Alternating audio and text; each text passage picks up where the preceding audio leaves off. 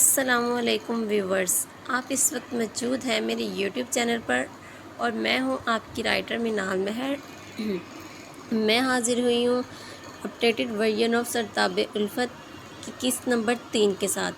تو سب سے پہلے نئے آنے والے ریڈرز کی گزارش ہے کہ لازمی چینل کو سبسکرائب کریں اور ویڈیو کو پورا لازمی اینڈ تک دیکھیں۔ اگر آپ ناول پڑھیں گے تبھی تو آپ کو اندازہ ہوگا کہ آپ کو کہ ناول کیسا ہے۔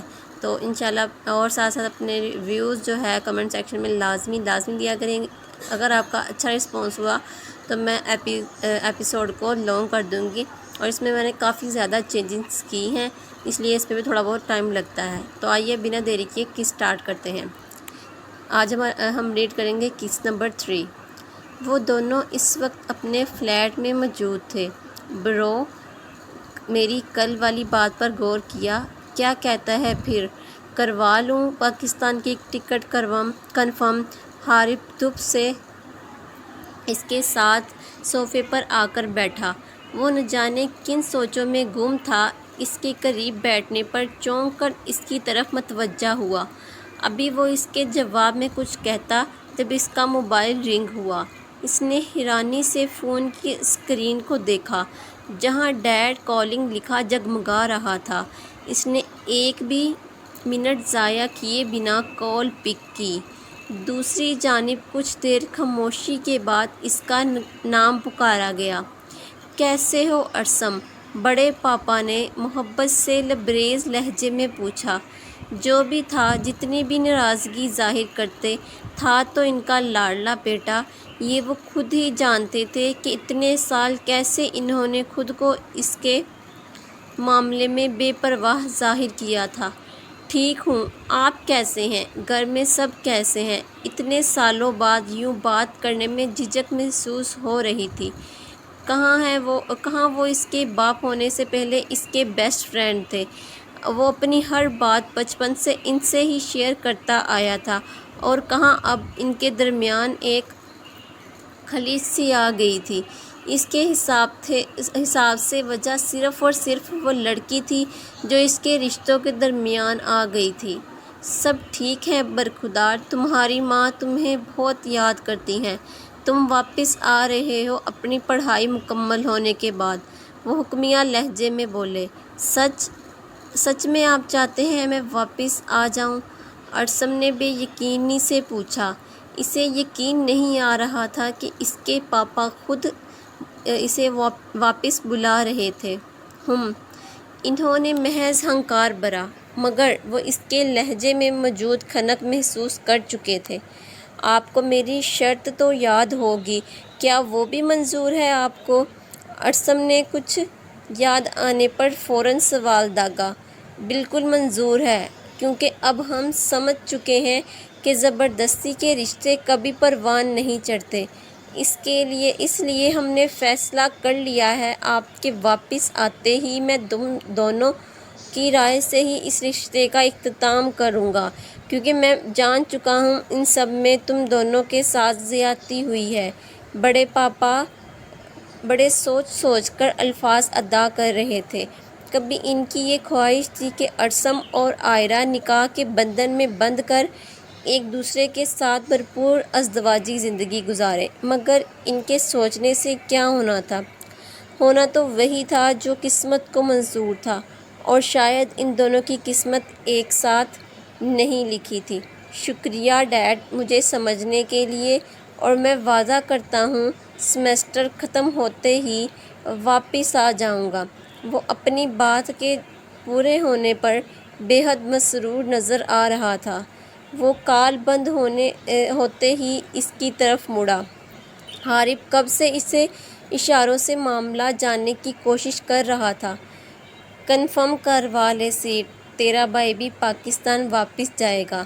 وہ اس کی طرف مڑتا مزے سے صوفے پر گرنے والے انداز میں بیٹھا۔ سچ؟ حارث خوشی سے چلایا۔ ارسم اس کے انداز پر ہنستا چلا گیا۔ دل تو ویسے ہی باپ سے بات کر کے مسرور ہو چلا تھا۔ ماضی۔ وہ دونوں اسے اکیلا کھڑا دیکھ کر اس کے پاس آ گئیں۔ سمیہ نے نفرت سے اسے دیکھا تھا۔ ہمیشہ اس کے سامنے کھڑے وجود کو اس پر فوقیت دی گئی تھی، وہ پورے خاندان میں سب سے حسین لڑکی کے نام سے مشہور تھی، پھر بھی اسے ہمیشہ اس لڑکی کے نام سے طعنے ملتے تھے۔ کہنے کو تو سمیہ اس کی کزن تھی، اس کی پھپھو کی بیٹی، پر سمیہ کو وہ لڑکی زہر لگتی تھی۔ ہر کوئی اس کی تعریفیں کرتا تھا۔ ایسا کیا تھا اس میں؟ چچ، بڑے افسوس کی بات ہے کہ تم سب کزنوں میں کھڑی کہیں دب سی جاتی ہو۔ ویسے تمہیں اپنی چھوٹی ہائٹ پر دکھ تو ہوتا ہوگا۔ مزے کی بات بتاؤں، خاندان کا کوئی لڑکا تم سے شادی کرنا تو دور، اس بارے میں سوچے گا بھی نہیں۔ بھئی اب ہر کسی کو رائٹ ہے ایک مکمل لائف پارٹنر ڈھونڈنے کا۔ عائرہ کا چہرہ توہین و خجالت سے سرخ پڑا تھا، مگر وہ دبنے والوں میں سے ہرگز نہیں تھی۔ وہ اپنا پورا حساب رکھنا جانتی تھی۔ اس کی سمیہ سے شروع سے ہی نہیں بنتی تھی۔ تمہیں کیا تکلیف ہے کوئی مجھے پسند کرے یا نہ، تم اپنے کام سے کام رکھو۔ اس کی باتیں سن کر عائرہ طیش میں آ کر چلائی تھی۔ اس نے سائڈ پر ہو کر نکلنا چاہا جب سمیہ ایک دفعہ پھر اس کی راہ میں حائل ہوئی۔ سچی باتیں ویسے بھی کم ہی ہضم ہوتی ہیں، بیچارے چھوٹے ماموں تمہارے لیے رشتہ ڈھونڈ کر ہی بوڑھے ہو جائیں گے۔ ترس آتا ہے ماموں پر، وہ مصنوعی افسوس سے بولی۔ سمیہ پیچھے سے آتی چنگاڑتی آواز سے اس کا حلق خشک ہوا۔ کیا بکواس لگا رکھی ہے، تمہیں شرم آتی ہے کہ نہیں؟ تم یہ بے فضول کی ہانک رہی ہو۔ تمہیں کتنی بار کہا ہے کہ تم عائرہ سے دور رہو۔ تمہیں لاسٹ ٹائم وارن کر رہا ہوں، اگر تم اپنی ان اوچھی حرکتوں سے باز نہ آئی تو بڑوں کو تمہاری شکایت کر دوں گا، جاؤ یہاں سے اب۔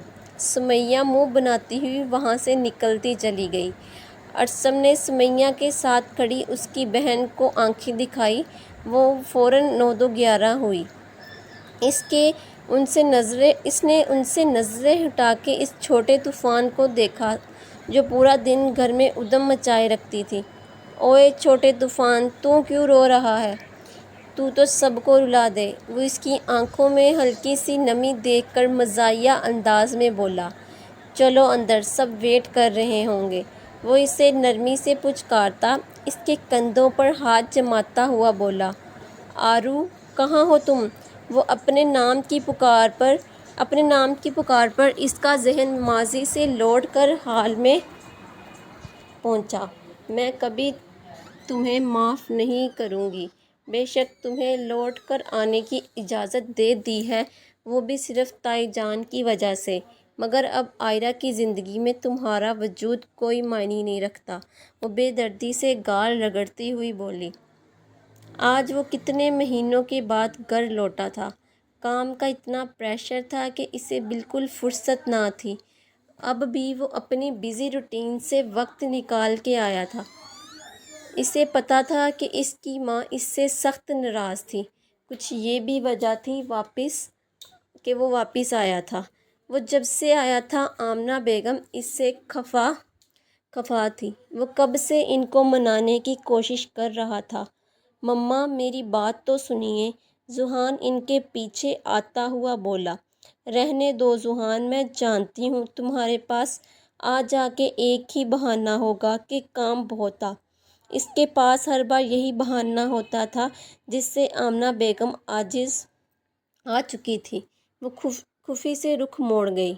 مما، سیریسلی بہت کام تھا، پر صرف آپ کی ناراضگی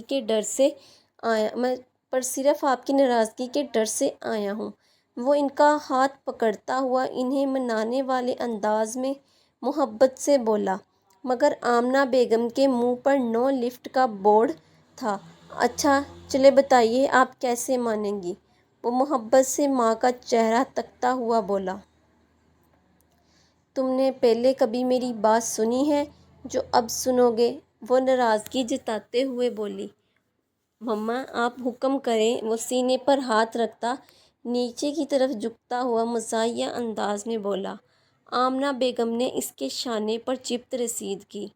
ٹھیک ہے، میں نے اب فیصلہ کر لیا ہے کہ تمہاری شادی کروا کر ہی یہاں سے بھیجوں گی۔ آمنہ بیگم نے یکدم ہی اس کے سر پر بم پھوڑا تھا۔ میری شادی کہاں سے آ گئی بیچ میں؟ وہ چونک کر بولا۔ اور کیا تمہارا پلان ہے بوڑھے ہو کر شادی کرنے کا؟ اگر میری ناراضگی دور کرنی ہے تو ہاں کر دو۔ پہلے تو تمہارے پاس بہانہ تھا کہ تم سیٹل نہیں ہو، اب تو ایسا کچھ بھی نہیں ہے۔ ایسا لگ رہا تھا کہ جیسے وہ فل تیاری کے ساتھ آئی تھی۔ ذوحان بیچارہ برا پھنسا تھا۔ مما فی الحال اس ٹاپک کو کلوز کر دیں، پھر بات کریں گے۔ ماں کے کڑے تیور دیکھ کر ذوحان منمنایا تھا، مگر اسے لگ رہا تھا آج اس کی ہرگز نہیں چلنے والی، بالکل بھی نہیں۔ آج ہی بات ہوگی، اگر تمہیں کوئی پسند ہے تو بتا سکتے ہو، ورنہ پھر میں اپنی پسند کی بہو لے آؤں گی، وہ دو ٹوک انداز میں بولی۔ اوکے، جیسا آپ کو ٹھیک لگے، اور مجھے کوئی پسند نہیں، وہ ہار ماننے والے انداز میں بولا۔ سچ؟ وہ ایکسائٹڈ سی بولی۔ وہ خوشی سے پھولیں نہیں سما رہی تھی۔ ان کا بیٹا مان چکا تھا۔ میرا پیارا بیٹا، مجھے پتا تھا تم میری بات ٹال ہی نہیں سکتے۔ وہ اس کا ماتھا چومتی باہر کی طرف بڑھ گئی۔ وہ ان کے پل پل بدلتے انداز پر حیران ہوتا ہولے سے ہنس دیا۔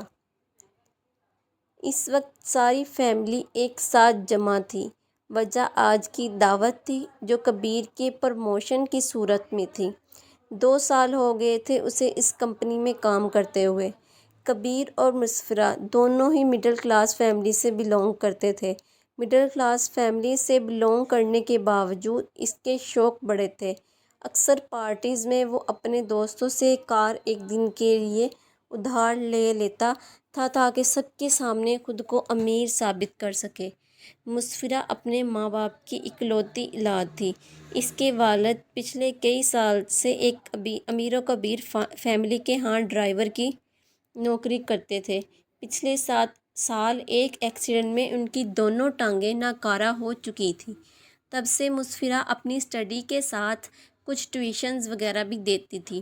جہاں اس کے والد ڈرائیور تھے، وہیں مجبوراً اس کی ماں کو کام کرنا پڑا۔ وہ لوگ بھی کافی اچھے تھے، انہوں نے اس مشکل وقت میں کافی ساتھ دیا تھا۔ اب یہ لوگ وہی ان کی انیکسی میں رہائش پذیر تھے۔ یہ بھی ان لوگوں کے لیے غنیمت تھا۔ اس مشکل وقت میں اس کے چچا چچی نے تھوڑی بہت مدد کرنی چاہی، لیکن مسفرہ نے ان لوگوں سے کسی بھی طرح کی مدد لینے سے انکار کر دیا۔ آج بھی اس کا یہاں دعوت میں آنے کا کوئی ارادہ نہ تھا، پر اس کی ماں اسے زبردستی بھیج چکی تھی۔ ان کا کہنا تھا یہ اس کے سسرال کا معاملہ ہے، اسے ضرور جانا چاہیے۔ اس کی چچی بے حد اصرار کر کے گئی تھی۔ وہ خود تو بے حد بزی تھی، پر اسے بھیج چکی تھی۔ اس کی چچی اسے دیکھ کر نہال ہو چکی تھی۔ وہ مسفرہ کو بالکل بیٹیوں کی طرح چاہتی تھی۔ ان کی خود کی کوئی بیٹی نہ تھی۔ وہ اپنے سارے ارمان اس پر محبت نچھاور کر کے نکال لیتی تھی۔ کبیر اور اس کے درمیان اس رشتے کی وجہ بھی وہی تھی۔